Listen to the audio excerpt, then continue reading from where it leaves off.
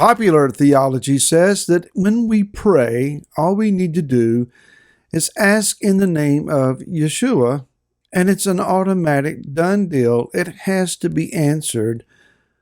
All we have to do is believe. Is that theology sound? Hi, this is Barry Phillips with 10-Minute Torah, Day 1 of the Torah portion, Hazinu. We are in chapter 32 this entire week, various scriptures here, 52 verses. Let's begin with verse 1.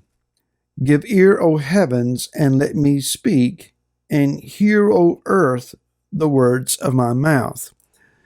Moshe is finalizing his last thoughts, his last efforts of instructions and encouragement, directions to Israel before he climbs the mount and goes to die. These last words of the great prophet, the great leader of Israel, are addressed not so much to Israel, but to the heavens and to the earth. These are the two eternal witnesses. He is calling heaven and earth to eternally testify as to the validity of Israel's walk before Yah. And so the heavens see, and the earth acknowledges through its responses to man. When man walks uprightly, when nations are renewed in the power of the word in his spirit, when righteousness prevails in the land will give increase, the land will be at peace, at shalom. Victory over our adversaries will be assured. When we walk contrary to Yah's word, the word says the earth will, in fact, testify against us. Calamities, blights, famines, earthquakes, powerful storms, national calamity, financial distress, and on the list goes. Just read chapter 28 of Devarim or Deuteronomy. And so the heavens also give witness. Before the throne of Yah, there are those then that would come in prayer, seeking Yah's favor. And the accuser of the brethren, our adversary, Hasatan, would point out they're not walking upright. They're not walking according to your word. They deserve judgment, etc. So what are we to take away from this? When we pray in belief, we pray sincerely, we cry out to the best of our ability to understand Yah's will and seek his favor. We ask for his intervention in our situations and issues. And there are times that prayers just don't seem to be answered. Why doesn't Yah always answer our prayers when we pray? Let's go over to the book of Isaiah, chapter number 1, and begin reading with verse number 12.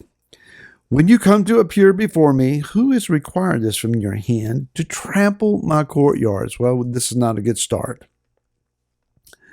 Stop bringing futile offerings, incense. It is an abomination to me. New moon, Sabbaths, the calling of gatherings. I am unable to bear unrighteousness and assembly. He's not against the new moon. He's not against Shabbat. What he's saying that he is against is when we gather together in his name, offering prayers and incense and offerings, yet we are walking in unrighteousness. My being, he says in verse 14, hates your new moons and your appointed times. They are a trouble to me. I am weary of bearing them. Even the Hamoedim, when we're not walking in righteousness, he does not enjoy them with us. Verse 15, and when you spread out your hands, that's an act of prayer. I hide my eyes from you. Even though you make many prayers, I do not hear. Your hands have become filled with blood. What does he say? Verse 17, learn to do good, seek right ruling, reprove the oppressor, defend the fatherless, plead for the widow. He has said, stop doing evil. If we want the favor of Yah, if we want our prayers answered, if we want to see His hand work in our midst, it requires of us a righteous lifestyle. Our willingness to walk according to the flesh hinders the effectiveness of our prayers. Now, you're not going to hear that a whole lot. Just cry out to Him and trust Him and believe Him. Even in the midst of all of your stuff, even when you're not walking upright, even when you're not doing well, just keep crying out. He will answer. Yah says in Isaiah that when we do evil, when we walk contrary to Him, when we disobey His commands, He's not listening to us. Daniel chapter number 10. It says in verse 1 and following, in the 3rd year of Koresh, sovereign of Persia, a word revealed to Daniel, whose name was called Belteshazzar. And the word was true, and the conflict great, and he understood the word and had understanding of the vision. In those days, I, Daniel, was mourning 3 weeks of days. From that, we get what's a popular fast, a Daniel fast, for 21 days. It says, I eat no desirable food, and meat and wine did not come into my mouth, and I did not anoint myself at all till the completion of 3 weeks of days. So no meats and no sweets for 21 days. On the 24th day of the first new moon, I was by the side of the river that is Hiddekel. So it's not just fasting for 21 days. He continued in prayer beyond 21 days, 24 days. We go down to verse number 11.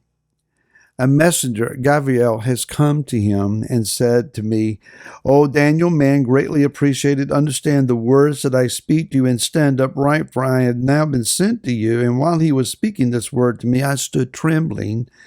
And he said to me, do not fear, Daniel, for from the first day that you set your heart to understand and humble yourself before your Elohim, your words were heard. And I have come because of your words. Verse 13 says, but the head of the rule of Persia withstood me 21 days. There are times that our prayers have gone up, and Yah has heard them. But there is evidently that middle realm between the highest of heavens and the earth. Heaven and earth, the witnesses. In the middle is a section, evidently, then, of adversarial resistance. Can we say it that way?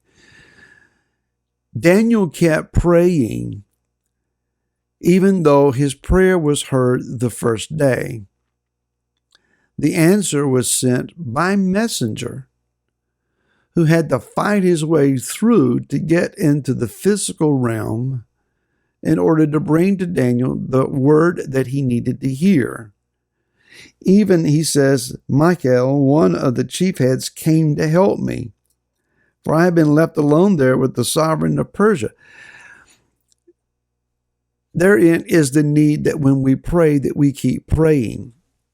Well, if we're not living well, if we're not walking upright, or are we not just spinning our wheels? It is the act of seeking Him.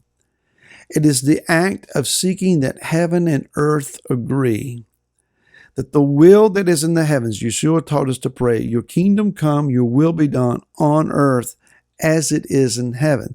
The will of Yah is already declared and decreed at the throne in the heavens. What we're needing to see is that that will is manifested physically on the earth.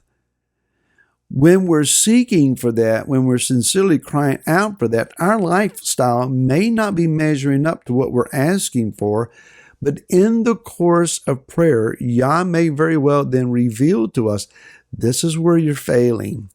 This needs to change. The reality is the answer to the prayers that we're offering, we may not be capable of receiving them or experiencing them because our walk doesn't line up. But when our prayers begin to humble our heart and we tune our ear to His voice and we tune our eyes to His word and our heart adjusts, then we become accessible to the answer. The answer then has a lodging place, a functioning place within us and our environment around us. If you're praying, keep on praying, keep on changing, and expect the answer. And we'll see you again tomorrow. Till then, shalom.